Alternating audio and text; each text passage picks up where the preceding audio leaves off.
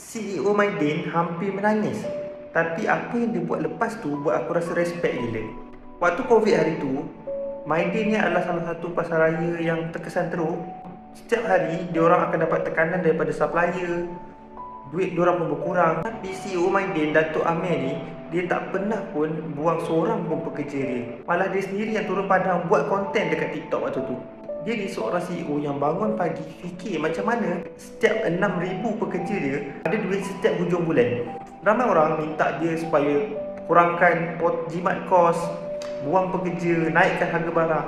Tapi dia kata dia ada prinsip, rezeki ni milik Allah.